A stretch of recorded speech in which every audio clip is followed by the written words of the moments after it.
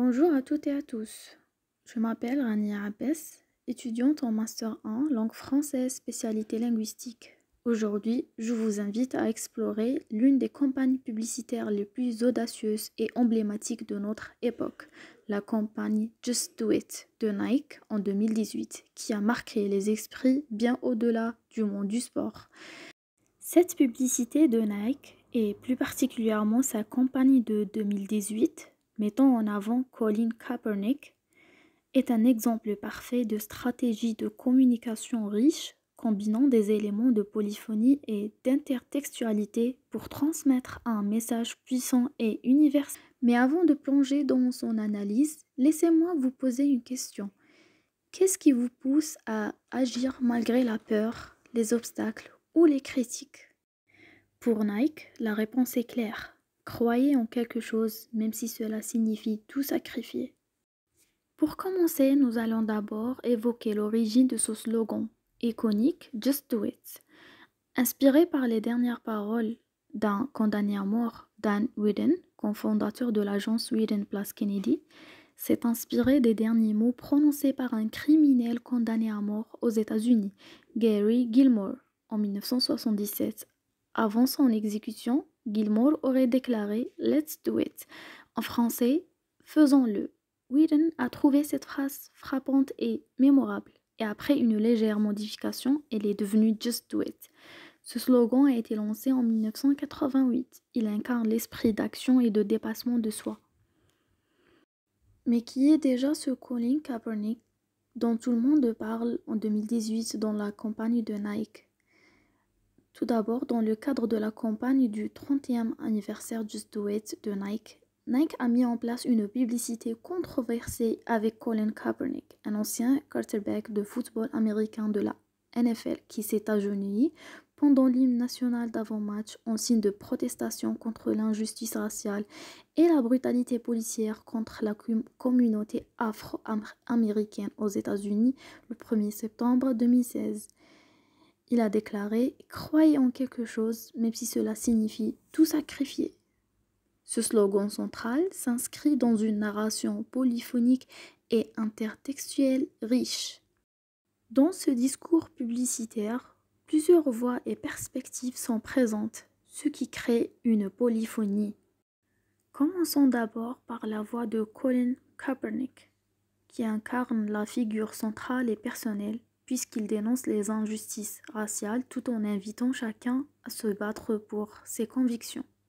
Ce discours ne parle pas avec une seule voix, mais avec celle des autres athlètes aussi, comme Serena Williams, symbole de la lutte pour l'égalité des genres, des athlètes paralympiques représentant la résilience face aux handicaps et de jeunes sportifs, illustrant l'idée que tout le monde peut aspirer à la grandeur. Le discours inclut aussi les voix implicites de la société. En arrière-plan, la campagne dialogue avec des voix critiques, celles des opposants au mouvement Black Lives Matter et des conservateurs. Nike intègre ces tensions en affirmant son positionnement courageux et engagé. Mais cette polyphonie va au-delà des visages. Elle inclut aussi les voix silencieuses, celles des millions de personnes qui se battent pour leurs droits, souvent dans l'ombre.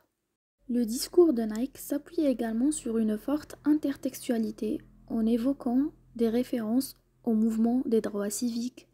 Colin Kaepernick fait directement écho à des figures comme Martin Luther King, qui a incarné la lutte pour l'égalité raciale. Sa posture de résistance pacifique, l'agenouillement, est une intertextualité visuelle et symbolique avec des gestes historiques de protestation. Les inspirations littéraires et philosophiques, la phrase « croyez en quelque chose », même si cela signifie tout sacrifier, renvoie à des idées philosophiques existentielles sur la quête de sens et l'engagement que l'on retrouve chez des auteurs comme Camus, le mythe de Sisyphe, ou des dirigeants comme Gandhi. Ce discours renvoie également à des références sportives. La campagne évoque aussi l'héritage des pionniers du sport, comme Jesse Owens, qui a affronté le racisme tout en triomphant aux Jeux olympiques, liant ainsi la dimension historique du sport à des luttes sociales plus larges. De ce fait, nous retenons de cette intertextualité que chaque plan, chaque mot de cette publicité fait écho à une histoire plus grande, à un combat plus universel. Alors, comme nous l'avons pu constater, le slogan Just Do It est passé par plusieurs chemins.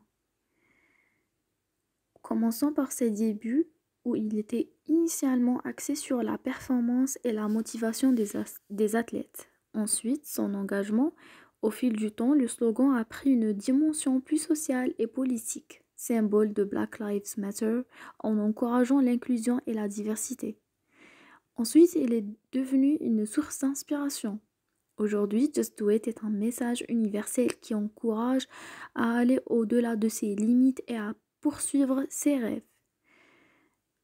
Et malgré les réactions contrastées, les appréciations et les boycotts, les ventes de Nike restent stables, confirmant l'importance de l'authenticité pour les jeunes.